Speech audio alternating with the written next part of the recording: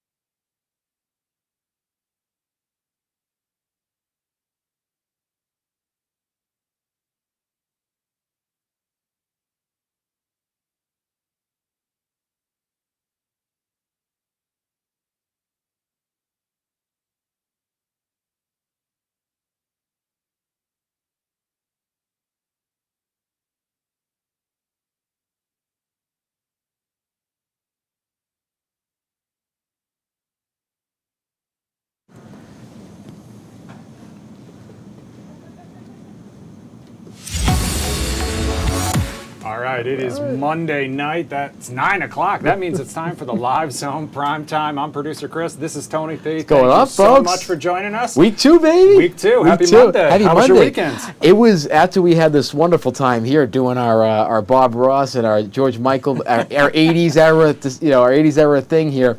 Had a great weekend. Which, let me just be honest with you, the viewers loved it. They did. Listen, and we were different sides of that era too. And what's funny is I come back tonight, not even Halloween, I'm dressed like a 1970s era bachelor. So I do like that with shirt. these shirts, a lot of colors, it is not the Tony P shirt that I've come to know and expect. This is an optical illusion. Second of it. Right here. And it was a great weekend. Again, a lot of great Netflix, so we'll talk about that later, but a lot of great Netflix shows I watched. I rotted for 2 days. I didn't do anything. Love that too. How about you? Sometimes you need to do that. There was a lot of prep for the future. Let's put it that way. We like that. With a baby on the way. Listen, if this is your first time joining the show, we're streaming live on Fox Local. We're streaming live on Fox 5 DC's YouTube page and fox5dc.com. The whole point of this show, it's called the Live Zone. That means if it's live and it's happening now, we're going to bring it to you. We're standing by for a couple things tonight.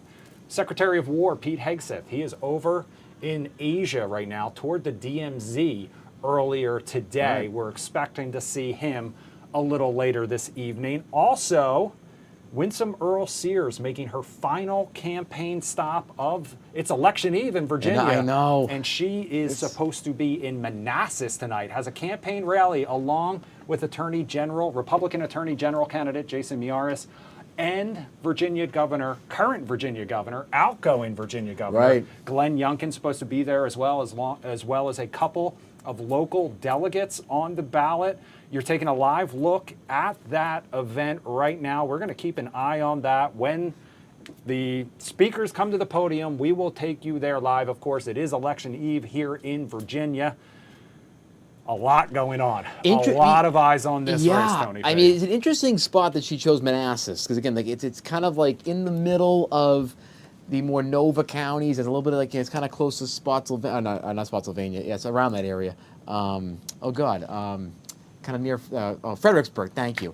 It's kind of like in that corridor. So I get the strategy, but I'm shocked that she wouldn't be down at one of her kind of more strongholds or kind of swing-ish stronghold counties like, VA Beach or kind of Norfolk County. But this is an interesting decision on her part. This is the lead up. I mean, I remember when I was early on in grade school, I wrote a little book that they used to send away for like a book you could write. I wrote a thing called The Night Before Election Eve, and it was 2008 when I wrote it during the 2008 election before President Obama won.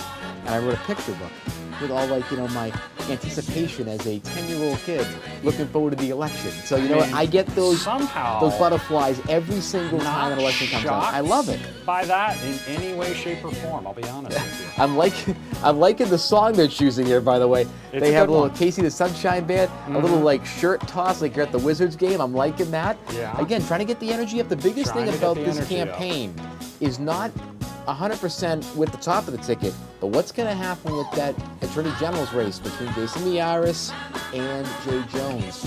That is the closest of the three that we're seeing at the moment. Because again, it looks like between high single digits and low double-digit lead for Abigail Spanberg at the top of the ticket. That has been slipping a little bit, but overall, this is potentially a race about those final two parts of the ticket, but mostly about the AG's race. So can Winsome Sears in her final moments here help the two candidates as well, maybe get them over the finish line as well? We'll see how that goes. But it's going to be a fascinating day tomorrow because both of these states, I'm sort of close. I went to college in Richmond. I worked on a couple campaigns there on one gubernatorial race, and it is a fascinating electorate. Yes, it's been more blue at the national level, but this state can flip, and it can flip within weeks and even days, depending on which county you're looking at. And I am looking at so many counties the next day and a half or so to see what's going to tip the scales, because think about last time. It was a 2-point margin, actually a 1.5 between Terry McAuliffe and Glenn Youngkin. This could also be a tight race. It looks like a big Spanberger lead, but this electorate is very, very different than most around the country. They can change their vote on a dime, and certain parts of the state, if the turnout doesn't happen for Abigail Spanberger, it could be a long night for her. So it's going to be an interesting dynamic heading into tomorrow. That whole more in-person voting versus early vote and mail vote will be a fascinating dichotomy too. Yeah, this is supposed to get underway right around 9:30. Delegate Michael Weaver of Fauquier County and Delegate Ian Lovejoy of Nokesville also expected to be there, along with Fox News broadcaster Laura Ingraham. We will keep an eye on this. We're going to keep it right there in that, hang on, stand by, in that lower box. You see it right there. Is that Wang Chung? I can neither confirm. Yeah, I think it is Wang Chung. That's great. This is why we keep Tony B around. I mean, for his Wang Chung knowledge. I gotta say, I'm liking the playlist. Well, that's what we're going to keep that box. Not making a statement or anything else. I'm just making the playlist. Supposed to get underway around 9:30. That is the anticipation. Josh Rosenthal's out there. He'll have much more on this coming up on Fox 5 News at 10 and 11. But when it gets underway, we will take you there live. In the meantime, our other big story tonight, Tony B, obviously, the government shutdown, the federal government shutdown. We have now made it past that month mark. We're into the month of November, day 34. The Senate back on the floor today. Did not reach a deal, which means we are going into day 35 at midnight, according to Fox News numbers, which would make this the longest shutdown in U.S. history. We're going to break it. I mean, this doesn't shock me, but I think hitting that official number is like, I think before it wasn't too unprecedented because you hadn't hit that number yet. It was 20 days or 23 days. Now it's truly there, folks, and we are at an unprecedented time, and we're seeing more food lines, confusion with the SNAP benefits, and again, I mean, one of the things we did, I think it was back during our soft launch period where I was able to talk to some federal employees off the record. The biggest thing that you're going to start seeing is not just people calling out sick. You might start seeing the quality of the work being done potentially going down, because you're going to have way less folks showing up for work past day 35 and 40 and beyond if we go that far. And then you could also see an issue with the entire systems in the private sector that these government agencies surround. For example, you look at airline, air travel, TSA, air traffic control, that could lead to private business disruptions, whether it be shipping of food and products and logistics, right? And you could also see it with commercial travel, business travel. You can start seeing pilots walking off the job potentially, depending on how bad this gets and how long we go past 35 days. Because now we don't know. We've got to 35. We don't know now what is precedented at this time. So, folks, if you're traveling, the holidays are coming up, it could be a very difficult time. And also, if and when we get back to normal business, to kind of unscrew up, to use a very low-level phrase there, to unscrew up the snags that have happened here logistically with the air travel, with business and loans and all these things. It could be a watershed moment. It could last a long, long time getting us back to normal business. Well, of course, we're going to keep an eye on that. I think who's positive tonight. No, the little bit of good news here, the Trump administration did announce today it will partially fund SNAP. This came after a judge's order, but it comes amid a tidal wave of news. Food for Others officials in Fairfax tell Fox 5's Tom Fitzgerald they just had to raise $40,000 from donors in October just to keep up, and the number of people who are asking for food has gone up 10 to 20% on their distribution days. They are worried those donations are going to dry up. This is a 1-2 punch for food banks as well, like we've talked about. Not only people who rely on food assistance programs like SNAP, but you add in the federal workers who aren't getting paid, and then add to that people like restaurant employees, childcare workers, and landscapers who've seen business dry up as the federal paychecks came to a stop. State governments in Virginia and Maryland, as well as DC, are trying to prop up SNAP until federal money starts flowing again. But what they can't do is match the federal government's resources. Officials at Food for Others tell Fox 5 what they really need right now are donations of money. About 20% of their food is rescued from supermarket surplus. The rest is purchased or donated. They also say they need a higher number of volunteers to meet the higher demand. I'll tell you this, I mean, I think we see a lot of great philanthropy from the large corporations and individual wealthy people. I think this is one of those moments where we need some of that. We can't just rely on middle class and working families that are just getting by to actually fund this too. And we all have the heart and people that, in all walks of life and all financial backgrounds, they have that heart of gold they want to serve. I totally understand that. But I think there needs to be a corporate effort, and I just think institutions, whether it's not government obviously, but businesses, individuals coming together and saying, hey, we got this. Because you know what, this is about community coming together, it's about serving the community. Because right now, a lot of parts of our society are hurting. And it's just having that cascade effect. And I think that's the thing that we're all afraid of as we get to day 34, 35 and beyond, is how bad can this get?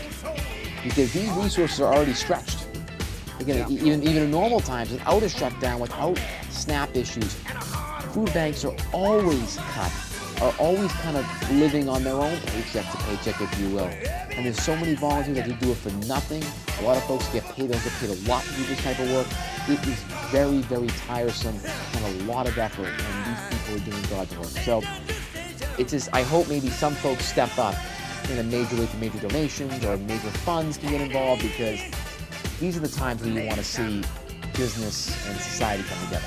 So I think that's a big one. But when you look at the way this is going, I don't see a ton of development on the negotiation side or getting to a deal. And the question is, what will be the moment that will push us over the edge? Because it really is getting to that point where people are going to start being more stressed.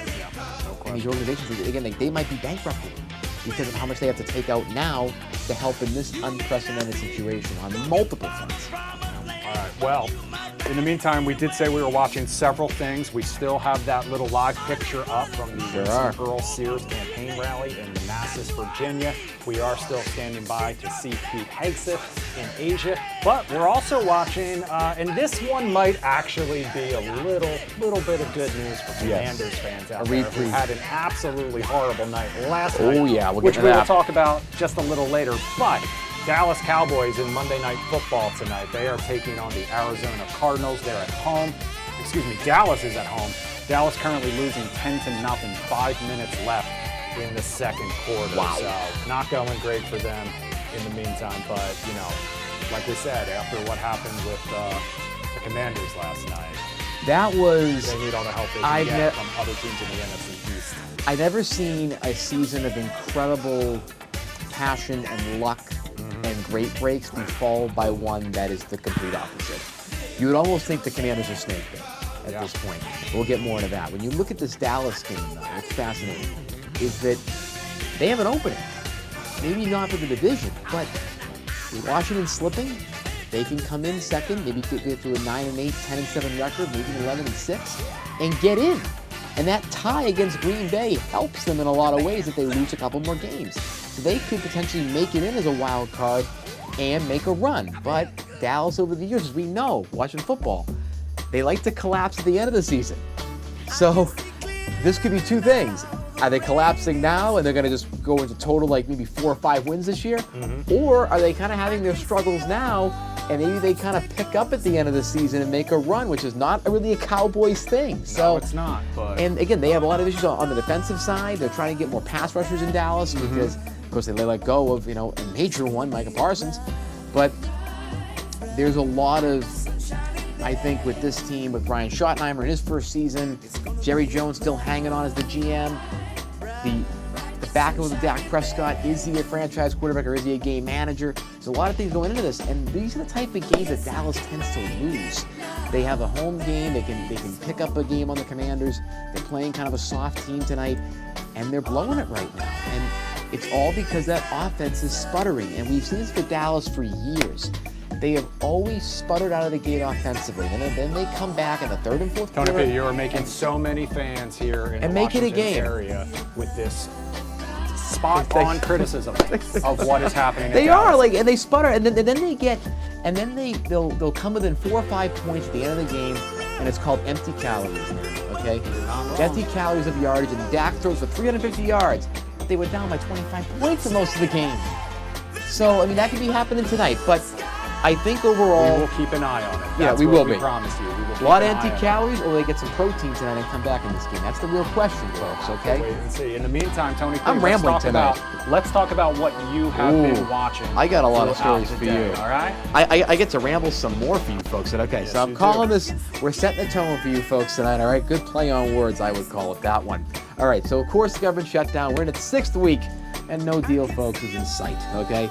Senate leaders met again today this afternoon, but negotiations remain stuck. Majority Leader John Thune, though, said he's cautiously optimistic about progress. While Democrats insist, again, they will not approve any short-term fix without strong guarantees on health care and domestic spending. Meanwhile, the effects are spreading nationwide. Airports are facing more delays. The Small Business Administration is freezing more loans as we speak, and hundreds of thousands of federal employees are still without those paychecks. At the same time, of course, the White House said it's only going to partially fund SNAP benefits this month. They're going to use that $4.6 billion from the USDA Emergency Contingency Fund to cover roughly half of what families usually receive this month. That comes from the Rhode Island judge ruling that the administration needed to tap into those contingency funds. So, again, that's a very big development, but it's still hurting a lot of families. Overseas tonight, President Trump sharply escalated rhetoric with Nigeria, accusing its government of failing to protect Christian communities and threatening to cut off U.S. aid entirely. Nigerian officials called the remarks reckless and inflammatory, warning that they could destabilize the regional partnerships. In the business world today, Kimberly-Clark, the company behind Kleenex and Huggies, is making a major move, announcing a $40 billion deal to acquire Kenvue, the parent company of Tylenol. It's one of the biggest health and wellness mergers in recent years and can reshape the consumer care market, especially recently with the administration's comments on Tylenol and health and autism. There's a rare good news, though, on the health front. The U.S. obesity rate has declined for the first time more than a decade. Experts credit new weight loss medications like Ozempic and Wegovy, paired with the national shift towards preventative health and better nutrition awareness. So some good things on the front of healthcare tonight, folks. In the Middle East, Hamas today returned the remains of 3 Israeli hostages in what mediators call a fragile step towards a broader truce and containment of the, of course, deal that was struck last month. Israeli officials confirm 8 hostages are still accounted for, with quiet talks continuing in Qatar to keep the deal in place. On social media tonight, the Group 7 trend is dominating TikTok and Instagram. 7-second highlight reels showing people's closest friends and favorite moments of the year are taking shape across the platform. Brands are already jumping in to join the fun as well, of course, to get on those trending audios. And this week's newest viral hit, the Mood Because Challenge, where users post quick dance or reaction clips with captions like "Mood because I got the job" or "Mood because it's Friday." The trend's simple format has creators racking up millions of views overnight. I think I'm going to try that one, folks. In the pop culture world, Squid Game, the challenge, is back for its newest season this month. It is coming up soon, and early teasers have fans counting the days down. Netflix says this is a round of a real-life competition inspired by the hit Korean drama. Will feature bigger stakes, new twists, and a massive cash prize, roughly around $5 million. And it's already dominating global trending charts, and the anticipation is happening, folks.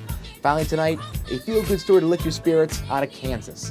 A group of high school students took old farming drones, rebuilt them, and launched a community crop monitoring program that's helping small farmers boost yields and cut costs. It's innovation with heart, and it's spreading statewide. So that is my setting the tone with all of you tonight, Producer Chris. Very, very excited. The Squid Game thing I never really personally got into. I know you mentioned you watched some other stuff on Netflix this weekend. I did. I kind of had, well, it was one on Netflix and one on Hulu. I kind of went into the true crime passion this weekend, Chris, and I got to tell you, you know, looking at each other as co-hosts, you may look at me as kind of a weird person after what I'm going to tell you. I watched some really gory true crime stuff. We started off with the Jamestown, not Jamestown, Jamestown, I'm thinking Virginia, the Jonestown situation with Jim Jones and drinking the Kool-Aid. I watched that documentary on Hulu. It was about 6 months old, but I finally watched it, and it was incredibly scary, and I learned a lot of new things that I probably shouldn't have learned, and it made me kind of have some nightmares. So that was the first thing. Fair enough. But the good thing is I have the nightmares. That makes me, I'm not a crazy person, and Chris can, you know, at least look at me as a decent person. But the second piece, and this is kind of a little deeper, I watched the Aileen Wuornos documentary called Aileen on Netflix. It is another kind of serial killer documentary. It's about basically the first woman serial killer in the United States that was pop culturized. She's out of Florida. I think it was 89 and 90. She was 1989, 1990. She killed 7 men along the highways in Central Florida, Ocala area, Daytona Beach. And it goes into her whole journey of, you know, what got her there. There's an interview in 1997 that they did that came from A lot of people may remember the movie Monster. Yeah, with Monster. Charlize Theron won the Oscar for that. Oscar. Yeah, one of the greatest performances in the last 20 years. Tony P, we're going to take a quick break. We're going to take you out to this election rally, this final campaign rally with Winsome Earle-Sears. While we take a quick break, when we come back on the other side of it, we do want to talk to the founder of Abdul's Cat Space right here in Washington, D.C. We are standing by for this rally, set to get underway right around 9:30. We'll take a quick break. We'll be right back.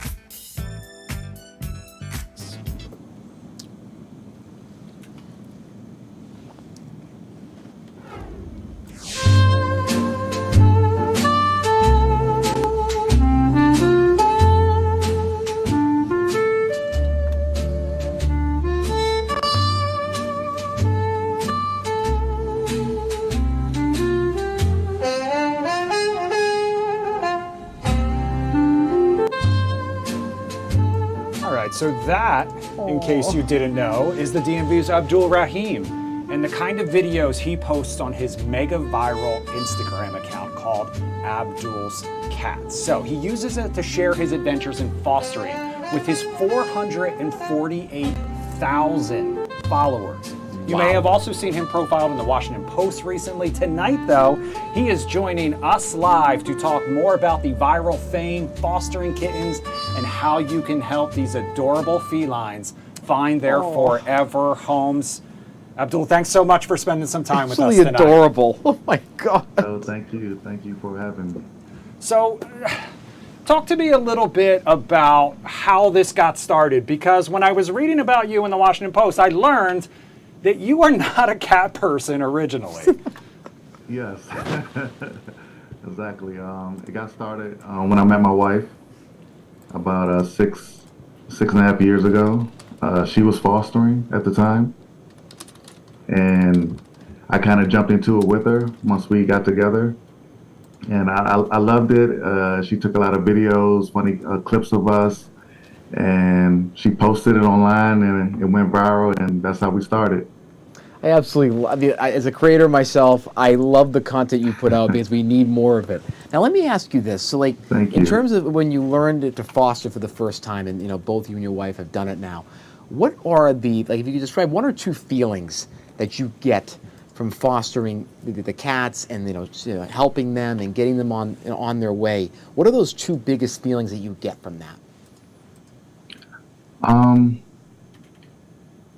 I mean, first it warms your heart. You know, you foster these animals. They might be sick, or injured, or orphaned.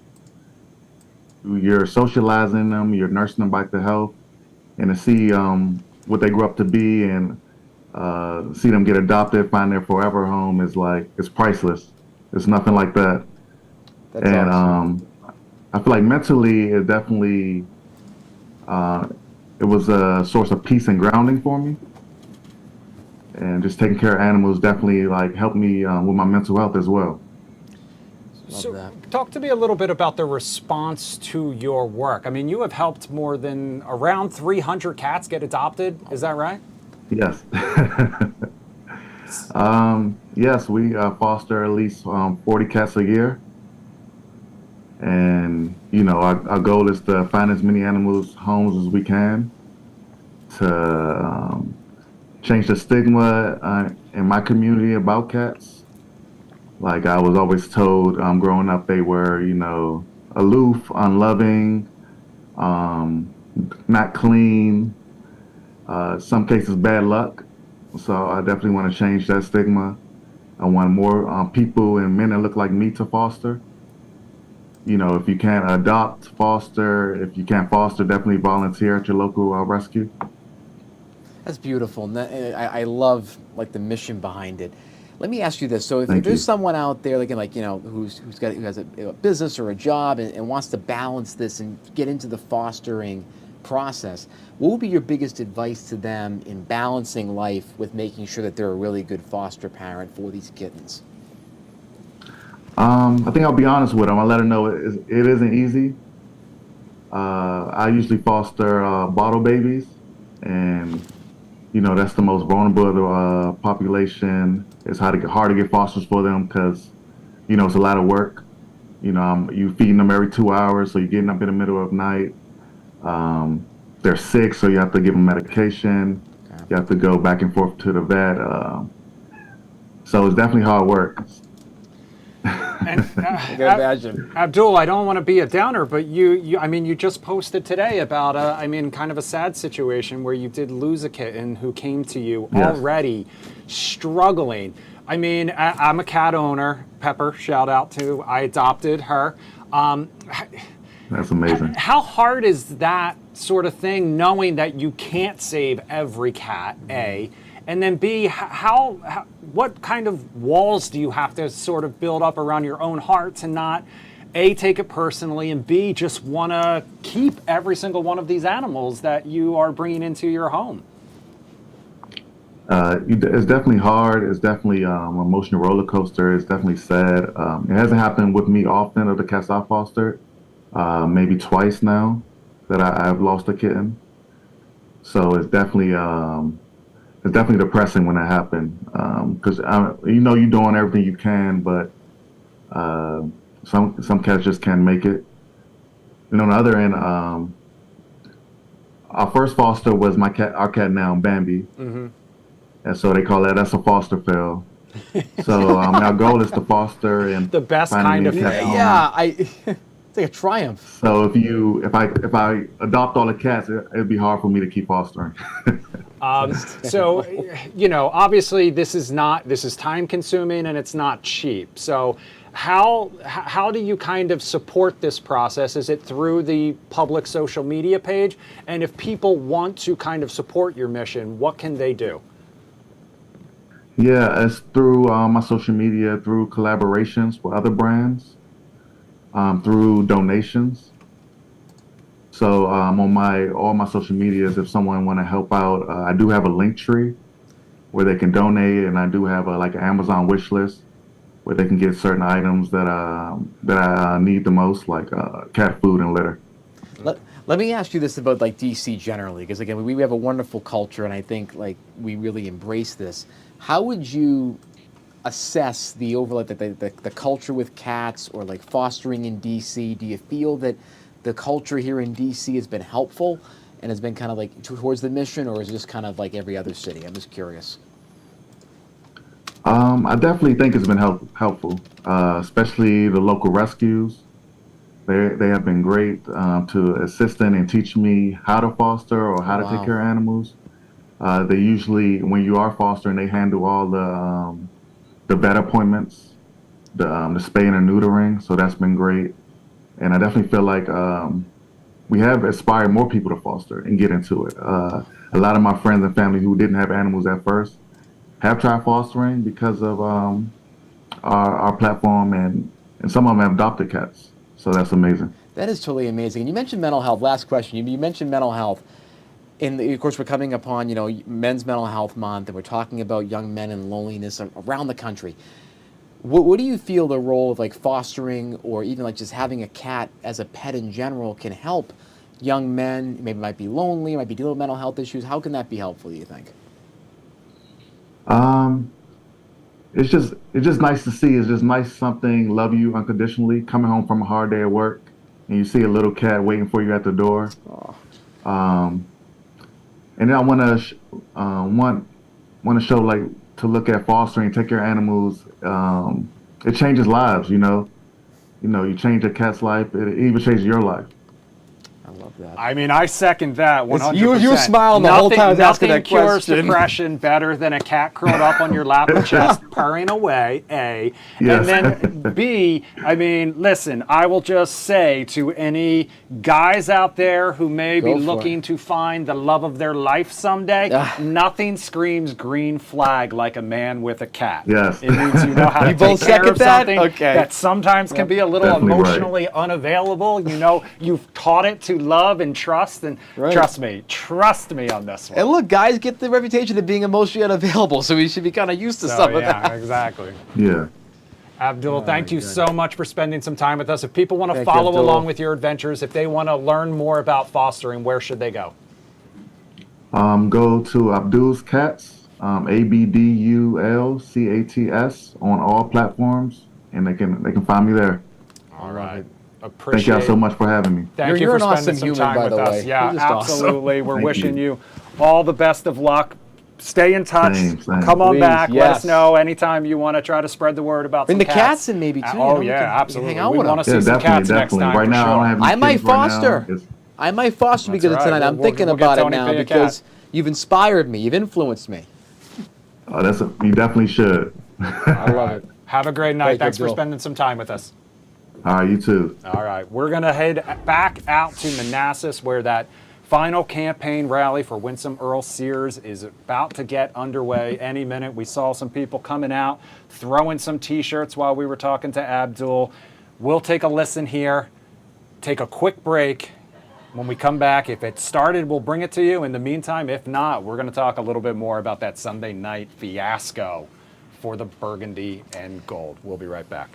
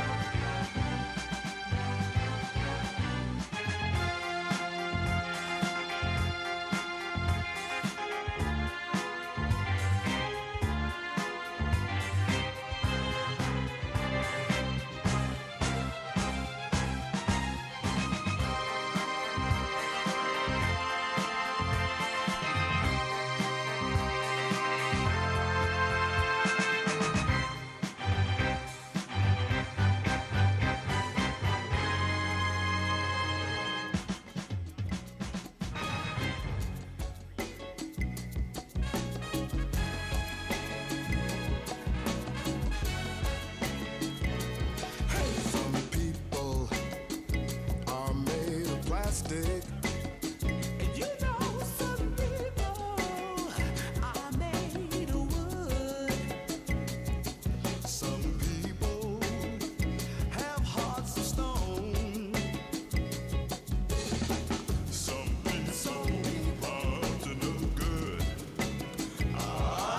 But maybe. Welcome back to not Do You Like It or Not, Live Zone Prime Time. I will get it right one of these times. Well, I we ask that apologize. question I've got so sometimes, many- you know? We do ask that question, but also, Yeah. balancing multiple shows. All right, Exactly. bottom corner of the screen, that's that Winsome Earle-Sears campaign rally set to get underway any second. The video we're taking a look at in the meantime, it's not the graphic version. In case you saw it live and don't ever want to see it again, I don't No. blame you one bit, but football fans all across the DMV waking up this morning a little depressed after that blowout loss. Burgundy and Gold got beat down by the Seattle Seahawks in the Sunday night game in front of a national audience. Final score 38-14, but the big story was the injury to Jaden Daniels. It was a gruesome injury to his non-throwing arm, happened late in the fourth quarter, got spun around, put his arm down the brace, dislocated his elbow. The good news, hopefully fingers crossed, was that he apparently had x-rays and they were negative Yep. for any broken bones. However, he will undergo an MRI to see the extent of any other damage to his ligaments, for example. If there is no major injury to the ligaments, it could really speed up his return timetable. Absolutely. However, this is not the first injury we have seen to him this year, Right. obviously, and so fans definitely feeling a little nervous about his future. Luke McCaffrey also suffered a broken collarbone. He's out for the season, Tony P. Well, and then Lattimore. Marshall Lattimore. Lattimore, that's I right. mean, torn ACL, a big part of this defense, which has been struggling this year. We don't need to lose any more. We've lost an anchor, that secondary, which has been a weak point this year. So, Yeah. I mean, this was a just back-to-back injuries last night. Luke McCaffrey was an up-and-coming, great slot receiver, great return guy, also great on the perimeter. He's very much like kind of like a Swiss Army knife, kind of the receiver version of his brother Christian, Yeah. who can do a lot of things out of the backfield, can do a He lot was of things in having the perimeter. He's having a great year. Good season. And it is truly the embodiment of what the season's been like for the first 9 games. Injuries, and just, you can't look at this team and go, that 38-14 loss is really them, because this is a shell of that team, not because they're playing poorly. Because again, when they're all together, or even some of them are together, they're beating LA. They're playing, reasonably well against good teams.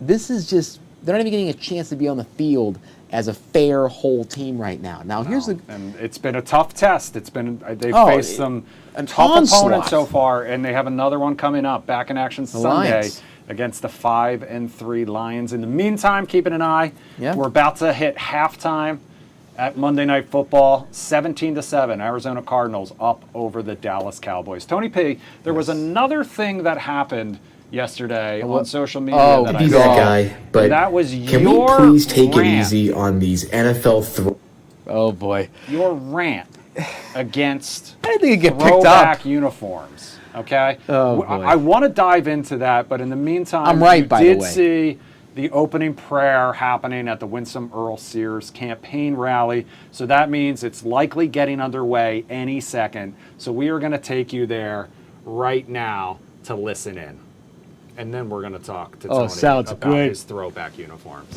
Can't issue. wait. Can't wait. I know I'm right.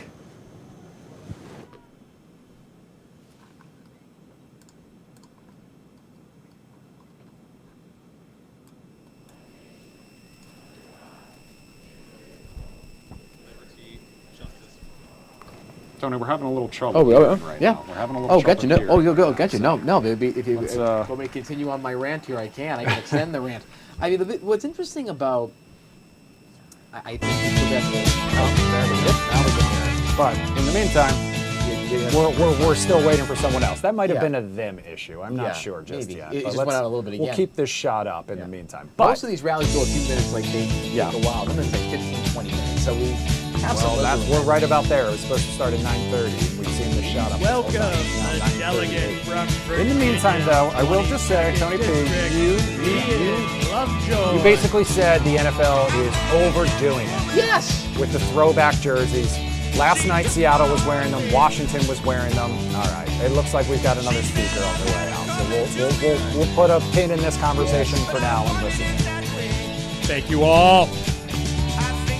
Hello, Manassas! How exciting is this?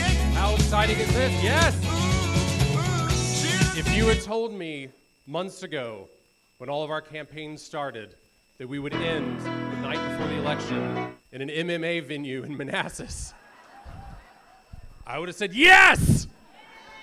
Absolutely! What better way to end this remarkable campaign? I have exciting news for you. Something amazing happens tomorrow. The ads stop. The TV commercials stop. As of today, the mail should have stopped. If some sneaks out tomorrow, then somebody did something wrong somewhere. I love the opportunity to be here with you this evening. It's great to be with you in person. I've probably been in your home a little more than you've wanted me to be. My face on your TV screen, so ignore all that. It's great to be out, to see a packed room of individuals here the night before this election, this late in the evening. Look at this energy. Look how riled up everybody is, and we should be riled. Absolutely. It is great to be back in the great city of Manassas. This is where I started my public service 15 years ago on the city council. I hear some folks. I can't see them. It's too bright, but I think we have who is from the city of Manassas. Let's hear it. Let's hear it. Now I'm going to let you know something. Don't tell the folks on the city council, but when I was on the city council, the lights stayed on in the city of Manassas. They didn't flicker and blink like they do now. You're very welcome. Thanks, Sarah. What better way to end such a remarkable campaign season than in the Manassas area? If you know your history, you know this region is steeped with the history of battles. First Manassas, second Manassas, and how fitting it is to end this campaign, which is another battle, here tonight. And it is a battle, my friends. It is a battle. It's a battle, you're going to see it on the signs and the banners, and you've seen it. It's a battle for common sense. It's a battle for our families. I'm not going to speak ill of my opponent. Okay, a little bit. So, my opponent stands for what we know all of the Democrats stand for. She actually put in legislation to rip your children away from you if you don't affirm whatever their gender whim is as minors. I'm not making it up. It's not hyperbole. She is the standard bearer on that issue for the Democratic Party. It's legislation. She had 6 years in the House of Delegates when she could have put in legislation to help your cost of living, to bring costs down, to improve your tax burden. And what did she do with her time? She put in legislation to rip your kids away if you don't call them the right gender of their whim as a youth, and put you in jail and ruin your life. And this is what she is proud of doing, and I assure you that is what they want to bring back. That is what they want to do if they retain control of the House of Delegates. Are we going to let them do that? No. Absolutely not. That's what they want to do if they take back the governor's mansion. Are we going to let them? No. And what are we going to do tomorrow? No. We're going to vote. Who's already voted? That's great. Don't do it again tomorrow. But everyone in this room, you know somebody who hasn't voted. You know somebody who agrees with you from work, a friend, a colleague who casually agrees with you, and you know in the back of your head, I don't know if they're going to show up tomorrow. Call them. Text them tonight. I don't care what time it is when we get out of here. They'll thank you for it later. Text them, call them, make sure they come out tomorrow and vote. We all have that lazy uncle who only votes on presidential year elections. Call him. Text him. He'll wonder why. It'll be good to hear from you. And tell him he needs to go out and vote tomorrow. Drag your friends, drag your neighbors, because it is truer now than it's ever been. When we vote, we win. And aside from all the ads ending tomorrow, tomorrow is going to be a remarkable day too, because we are going to send a shockwave through this Commonwealth.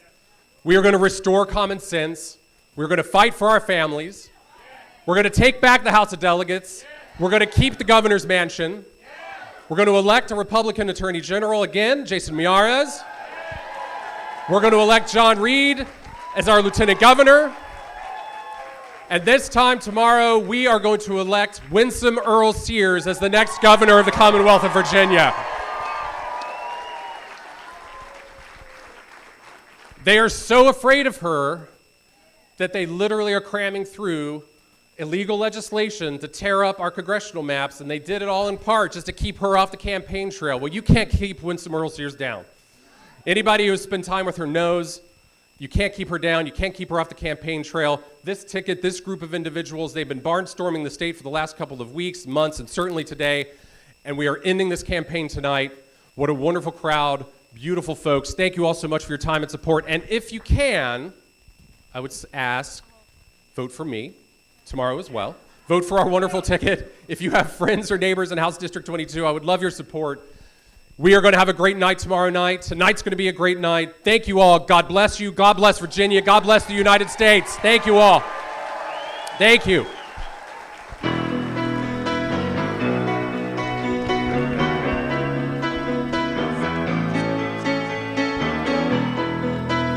Please welcome Republican National Committee Chairman Joe Gruters. Just a small town girl living in a Hello, Virginia! Are we ready to win tomorrow? Hey, I want to start off by saying thank you. Thank you on a Monday night, the night before the massive election, for being here at 9:30 at night to support your candidates. You guys all deserve a round of applause for yourselves. Thank you. Thank you for making a difference. Thank you for participating in the political process. You know, 4 years ago, do you know how many votes the governor won by? 63,480. You basically broke, history was made with the election of Governor Glenn Youngkin. He did such an amazing job, along with the Lieutenant Governor, along with the Attorney General, and he really set the stage for tomorrow's election. And so what we have to do now, Glenn Youngkin tonight was with the president on the phone calls, calling all the Republican Virginians around the state to make sure that they turn out the vote. He deserves a round of applause for all the work that he has done to help support this campaign. We can win this race, but what it's going to come down to turnout. We have to do everything that we can to get out our vote. And number two, we have to do everything we can to protect the vote. What we've done on the ground over the last 7 months is prepare for tomorrow to make sure we have election integrity, that we're making sure there's one citizen, one vote. If all your friends, when you tell them to go vote, also make sure that if you see anything happening around the state, you go to protectthevote.com, you go report that right away, and let's bring home the victory tomorrow for all of our candidates. We can win this race. Thanks so much for being here tonight. We're going to win.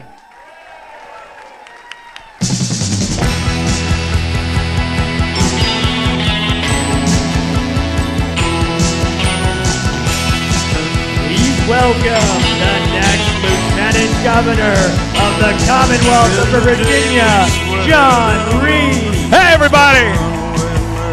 How you doing?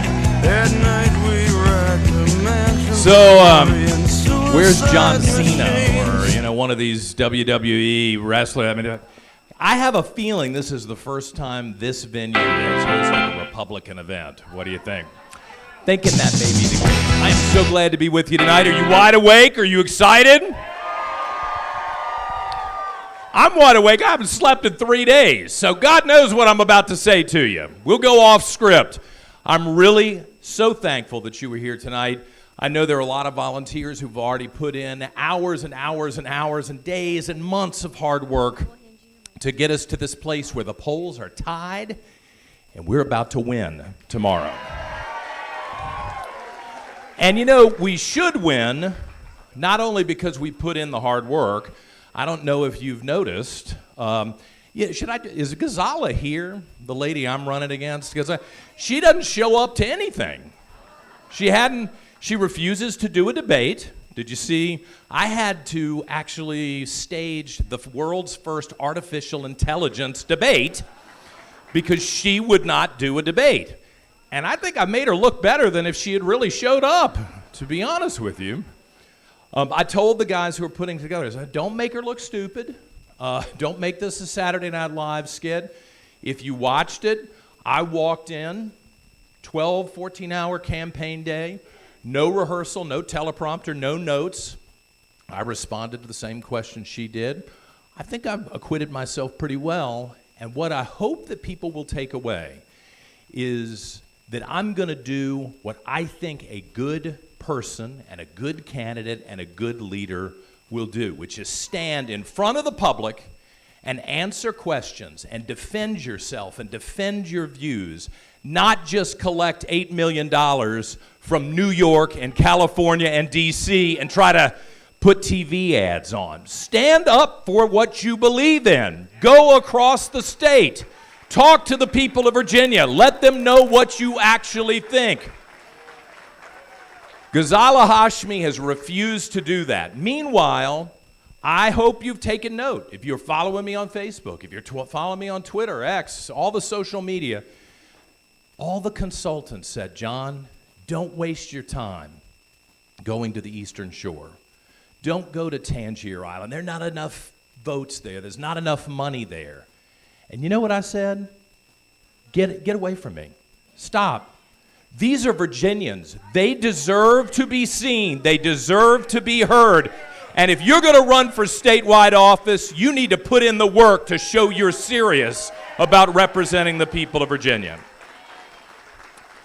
So 2 sets of tires later and 100,000 miles on my 2017 Ford Explorer. We'll start a GoFundMe when this is over with.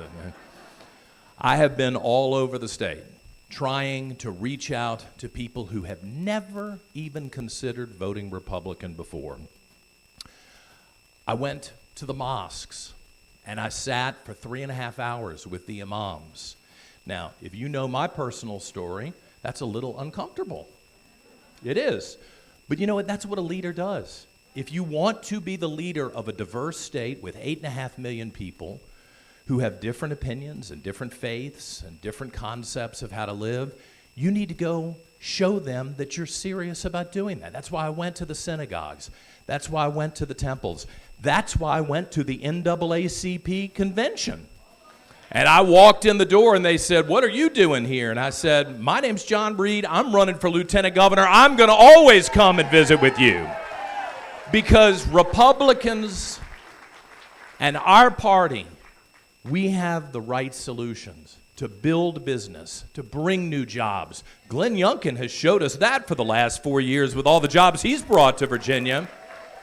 And I think if we just extend a hand to people who are looking for leadership, sincere, principled leadership, we'll find that there's so much that we have in common that it overwhelms the differences. And that's why I'm running for lieutenant governor, is to bring people together in the state. You may have seen the $2 million in ads that Ghazala is running all over the place. I don't have that money. What can I do except work hard? She says I'm going to try to destroy the public school system. Listen, I went to public schools. My dad was a public school principal. My mom was a public school teacher in Charlottesville. My grandmother, 25, 30 years, public school teacher in Greensville County in Emporia when they used to still teach kids Latin, okay? I'm for the public schools. But imagine this, a political person who can be honest and say we got problems. Let's not destroy the public schools. How about we fix them? What do you think? What do you think? Send somebody to the Capitol in Richmond who doesn't just talk about it, who doesn't just make up big press conferences and try to get to the next election and hope that that's going to carry them to a win. Why don't we go to Richmond, sit down, close the doors, come up with some solutions to the problems that we all know, put parents back in charge, and help a generation of kids going forward. I'm excited about doing that. I'm excited about doing that. And that's the great thing about not having been in the House of Delegates and not having been in the state Senate and not having run before and not being given a lot of money by the big money people. Because you know what? If you send me to Richmond, I don't owe a damn thing to anybody. And if you're an independent voter watching this right now, I'm your guy. Because there's nobody else at the Capitol who can say that. I'm going to go in there. You're going to get my unvarnished opinion. You're going to get my sincere effort without having to go and call somebody for permission. And that is what I think the voters of Virginia and the people of the United States have been looking for in leadership, and that's why I'm running.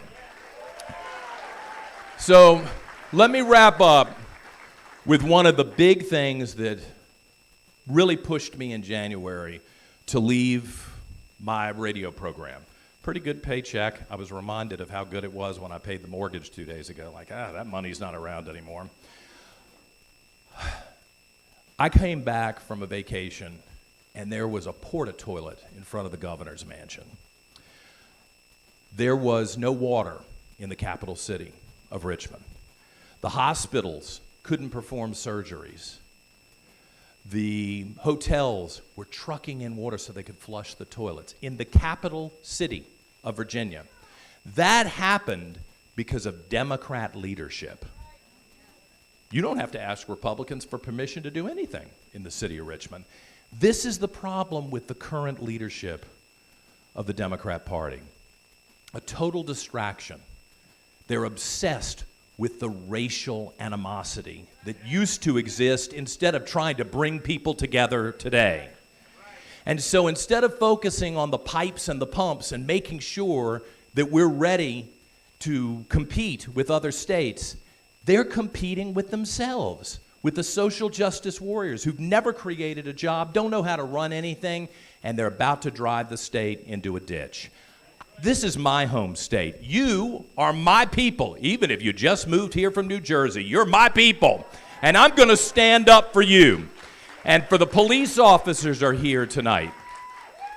The police officers here tonight outside looking after us. I'm going to stand up for you too, because I saw what happened in that same city in 2020. The balloons filled with urine and feces thrown on the police officers night after night. The black families of my hometown who spent decades trying to build businesses that were then destroyed by the BLM and Antifa protesters. Well, listen, we're not all going to agree on everything, and I accept that. That's okay. What I'm not going to accept is violence in the Commonwealth of Virginia. And we need leaders who will stand up and be clear about that. You don't have to agree with me. I'm going to protect you. I'm going to stand up for you. I'm going to make sure that we live in a state where we have mutual respect for each other going forward. It is clear that the Democrat Party of Virginia has forfeited that as one of the things that they care about. Jay Jones, Abigail Spanberger, Ghazala Hashmi will not stand up for the people of Virginia and keep them safe. They will not defend the police. And this is too important a place, the birthplace of American liberty, for us to sacrifice that going forward. So here's my closing pitch to everybody who hadn't decided who they're going to vote for Lieutenant Governor. I hope I got your vote in the room. But if you send me to the Capitol in January as Lieutenant Governor, I promise you, I will be the reasonable man that you have been looking for to lead you at the Capitol. I will be responsible with your money and with the decisions that you entrust with me. I will be respectful of other people, even if they disagree with me and I disagree with them. How's that? How about that? And most importantly, every decision that's entrusted to me in the state Senate, at the Capitol, you have my word that I will contemplate, that I will think, that I will study, that I will listen, and ultimately, I will do everything I can to be fair to every citizen in the Commonwealth, not just play party politics. I hope that's what Virginia wants. I think that's what Virginia wants, and that's why I'm running. So thank you for everything you've done. Let's get ready to win tomorrow. Thank you, everybody. Thank you so much. Thank you. Election Eve rally happening right now down in Manassas, Virginia. I'm covering us up down there. But we are going to stay on this. This is going to continue to stream on Fox 5 DC's YouTube page. We are going to be signing off here in just about a minute. Yeah. But just a reminder, you see that graphic, we are going to have special live election coverage tomorrow. Polls open at 6 a.m. in Virginia. They close at 7 p.m. At 7 p.m., though, that's when Fox Local's coverage really heats Well. up. We will be live at 7 p.m. in studio. Jim, Marina, Kenneth, Tom Fitzgerald in studio analysis, Katie Barlow breaking down the Attorney General race. You see Republican Attorney General, current Attorney General Jason Miyares taking the podium. Well, the microphone Right. now. It's kind of you call it podium. Yeah, that's the same Yeah, thing. You it's know just- what I mean. Of course, all we'll visual. also have Tisha Lewis live in Leesburg at a watch party for Winsome Earle-Sears. Sharon Raget will be in Richmond at a watch party for Abigail Spanberger. We'll have a special election edition of Do You Like It or Not? Yep. The Zoom room will be open. You will be able to join us live, ask Tom questions, talk about your experience in line at the polls. All of it tomorrow. 8 o'clock, we'll have more real-time results and analysis. And then 9 to 10, the live be zone here, prime baby. time. It continues. We'll have all of those live reporters. We'll have that in-studio analysis. We'll also have strategists from both sides of the political aisle here to break it down. Fox Can't 5 wait, News baby. at 10 is next. Tony P., producer Chris. Have a great night. I did have a young staffer ask me.